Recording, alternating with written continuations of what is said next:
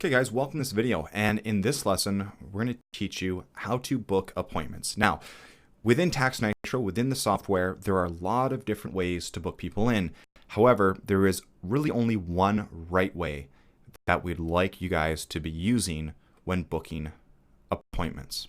So, very straightforward. In order to get there, you need to come over down into settings, and now if you're an appointment setter, you may not have access to this, so you're going to have to ask your manager to provide you with the calendar link. If they do not know what that is, have them sit down in your seat right now and watch this part of the video. So what they need to do is go to settings and then go into the calendar section right here, okay? And then on calendars, you should see appointment calendar. So this is the actual calendar that you're going to be using. Now on the far right here, you see there's a little link button here. It's a little paperclip. Go ahead and click that. Now what opens up is the booking widget. So in the booking widget, this is your link. This is a static link, which means this never changes. So what you'll want to do is copy this link and actually bookmark it in your browser. Save this link, guys, because this is what you're going to use every single time when you're booking appointments, okay? The reason being is because this is fully built out for the system so that you can actually schedule people within a specific time frame. You'll notice here we can only book out to the 17th, which is 1, 2, 3, 4, 5 days, okay? So this is just best practices when scheduling people out. Only allow 5 days out to be able to book appointments. And in addition to that, you're also going to have the office addresses available as well. So I'm actually... if I go down to Eastern time zone here, there we go. This is actually showing correctly now the calendar. So let's go ahead and Saturday, and this calendar is configured to be open from 8 a.m. all the way till, by the looks of it, 4:30 p.m. on the Saturday. So let's go ahead and book in for tomorrow on Saturday at 3:30, and we'll hit select date. Now, this next section here is the form. So very straightforward, just fill out the customer's information, their email, and then the office location. Now, if you're a virtual office, this will look something like, a phone call consultation. If you're a brick and mortar, you'll have all the locations listed here, right? So if you're just single location, then you're just gonna have the one address.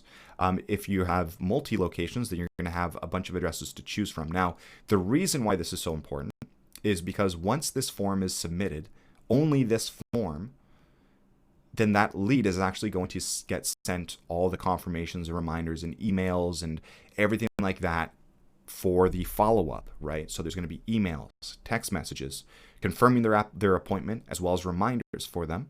And there's also going to be call campaign activities that are going to be generated to do confirmation calls and reminder calls for all these contacts as well. So it's very, very important that every single appointment that gets scheduled is going through this form. When we're emailing people and sending them the link to schedule themselves, it is always this form. So it's very important that we always use this. Okay. So once we filled it out, we go ahead and select the location. In addition, this location that gets selected, the other reason why this is important is because this field here, this information, is actually going to get forwarded in the email, right? So all this data that's passing through here is going to get sent to the customer as well. So this office address is very important to make sure that they get it, so that they always have it as a reference point in case they get lost. They can throw it in Google Maps and figure out where they need to go. Okay, so very important. Then from there, you click book appointment and you're done. So I'm just going to do a quick example here. Joe Doe.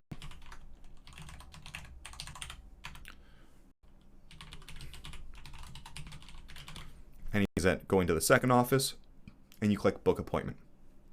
Done. It's already completed. So the nice thing is you don't have to do anything else here. You can hit skip, or you can submit a question, but there's absolutely nothing necessary. You don't even have to hit either one of those buttons.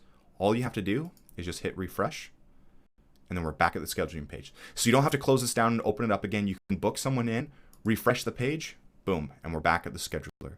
So guys, very, very important that you always have this up when you're doing your calls so that you can always schedule someone in. So I always suggest, keep it open in another tab so that maybe on one side you're here and you're doing your calls, which we'll get into shortly here. We're doing all of our calls here with the system. And then when you're on the phone with someone, you just switch over the tab. Awesome. What time works for you? Yeah, you want to jump in for 3:30? Perfect. Let's get you booked in. Tuesday, 3:30. Can I just confirm the best information? Again, you can switch back to the tab here, confirm their contact details, fill it all out, hit book appointment. Once it's completed, do a quick refresh, and you're ready for the next conversation. So I hope that makes sense, guys. Again, only schedule this. There's a lot of other ways that you can book people through the system without having to go to the scheduler page, but I'm only showing you guys this because this is the only thing I want you to know how to do when it comes to booking appointments. So please do this. Again, to grab that link, very straightforward. If you have access to it, you can do this. If your manager, or if not, get your manager to go to settings, calendars, and then hit that little link button there. And it's going to open up the scheduler. Grab the URL and bookmark it in your browser so you always have it readily available.